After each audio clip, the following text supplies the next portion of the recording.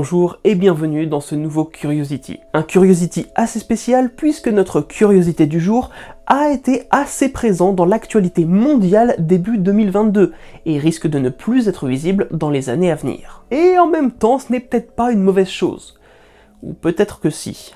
Bon allez, on commence. Pour notre vidéo du jour, direction le Turkménistan, en Asie centrale, et plus précisément dans le désert de Karakoum. Là-bas se trouve un immense cratère enflammé surnommé la Porte de l'Enfer.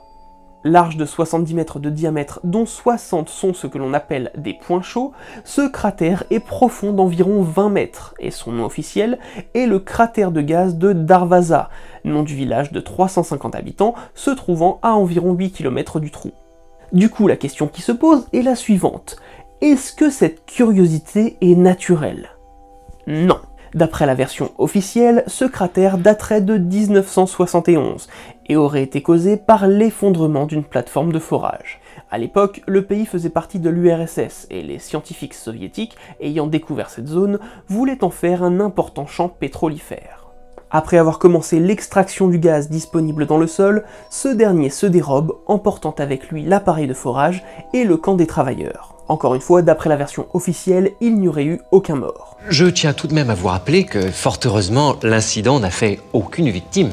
Comme ce trou béant libérait des tonnes de méthane, les scientifiques auraient décidé de le torcher, c'est-à-dire d'y mettre le feu pour épuiser la poche de gaz et limiter les dégâts environnementaux, en créant du CO2 plutôt qu'en laissant s'échapper le méthane brut. Mais ces scientifiques qui pensaient que la poche de gaz allait se tarir en quelques semaines se sont trompés de...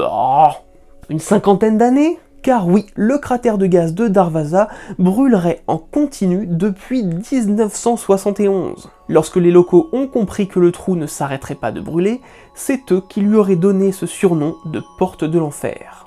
Et c'est totalement logique que les locaux aient vu dans ce trou une référence à la Porte de l'Enfer. Le Turkménistan est habité de près de 90% de musulmans, et d'après le Coran, l'enfer est un brasier arrachant brutalement la peau du crâne.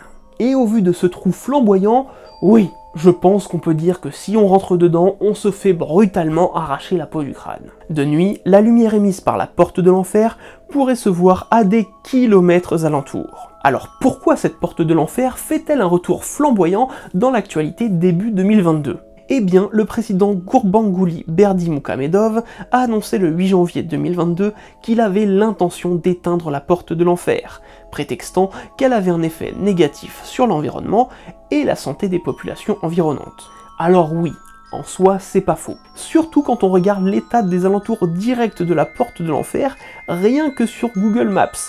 On comprend qu'il y a quelques soucis d'ordre écologique. Mais si la raison était véritablement environnementale, pourquoi ne chercher à l'éteindre que maintenant? Eh bien, dans les faits, le président Berdimuhamedov avait déjà demandé aux scientifiques turkmènes de chercher une solution pour éteindre le feu en 2010. Mais vous l'aurez compris, ça n'a pas été très concluant. Ah oui, avant de continuer, petite parenthèse un instant. Vous l'aurez sans doute remarqué, en 2010, c'était déjà le président actuel qui était au pouvoir. En fait, il y est même depuis 2006. Le Turkménistan est officiellement une république, tout comme la Corée du Nord. Je vous laisserai donc faire vos propres recherches à ce propos. Fin de la parenthèse. Alors, la différence avec 2010, c'est que le président a cette fois accepté qu'il y ait des scientifiques étrangers qui travaillent à éteindre ce feu et à enfin pouvoir exploiter ces réserves naturelles qui fuient depuis tant d'années. Cependant, il ne faut pas croire que cette curiosité semi-naturelle n'ait pas servi au pays.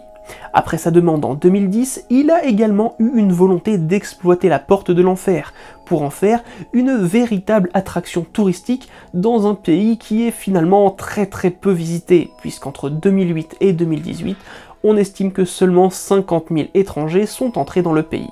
Du coup, malgré la potentielle dangerosité des gaz qui s'échappent, l'État a tout de même accepté l'installation de yourtes autour du cratère pour les visiteurs qui voudraient passer une nuit près de la porte de l'enfer. En 2013, cet État quelque peu fermé sur l'extérieur, surtout quand il s'agit des États-Unis, a tout de même accepté que National Geographic finance une expédition dans le cratère afin que l'explorateur gréco-canadien George Kourounis puisse prélever des échantillons au fond du trou, devenant ainsi le premier homme à mettre les pieds dans cette porte de l'enfer, et ce, pendant 17 minutes. Celui-ci a comparé son expérience à ce que nous pourrions ressentir en atterrissant sur une autre planète. De cette expédition est ressorti qu'il y avait de la vie au fond de ce cratère, puisque des bactéries vivantes ont été récupérées dans l'échantillon. De là à dire que les démons de l'enfer sont des bactéries, il n'y a qu'un pas. Cependant, l'explorateur n'est pas revenu uniquement avec des échantillons de terre du Turkménistan.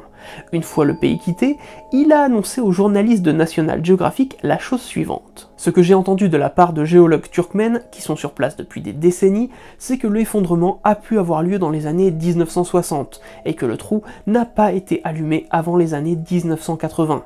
Je n'ai pas de preuves pour appuyer ces déclarations. Je ne sais pas ce qui s'est vraiment passé, et il n'existe aucune trace écrite. Donc il y a quand même des chances que ce trou soit resté pendant au moins 20 ans à libérer des tonnes de méthane dans l'atmosphère sans que ça n'inquiète personne. Voilà. Alors évidemment, ce n'était pas le même gouvernement à l'époque, et le pays faisait même partie de l'URSS.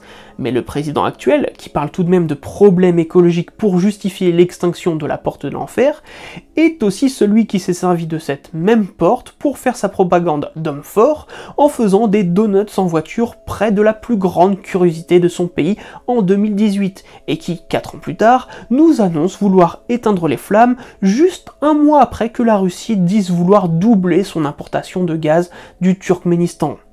Disons que c'est un peu gros. Bien entendu, comme le dit le chercheur Philippe Bousquet, spécialiste du méthane, du point de vue climatique, la meilleure chose à faire est de laisser le gaz naturel dans le sol, et quoi qu'il arrive, l'empêcher de fuir.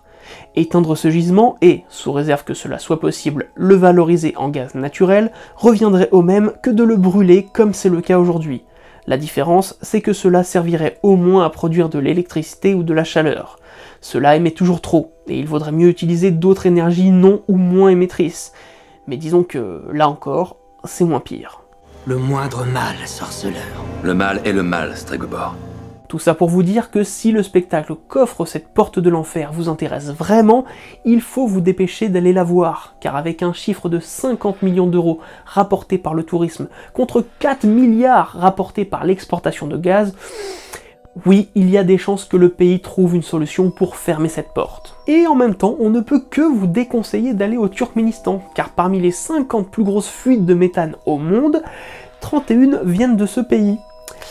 L'air doit pas être fameux. Et c'est évidemment sans compter sur le fait qu'il s'agisse de l'un des pires pays en ce qui concerne la corruption, le non-respect des droits de l'homme et la liberté de la presse. Et ça, ce n'est pas d'après notre avis subjectif, mais bien d'après les rapports de Amnesty International, Transparency International et Human Rights Watch. Voilà, c'est tout pour ce Curiosity. Alors, je sais que cet épisode était sans doute moins rempli de légendes, de croyances ou de mythes, mais il nous semblait important d'en parler. D'abord parce que, pour une fois, ce ne sont pas des chrétiens qui ont donné un surnom en rapport avec la religion à un lieu.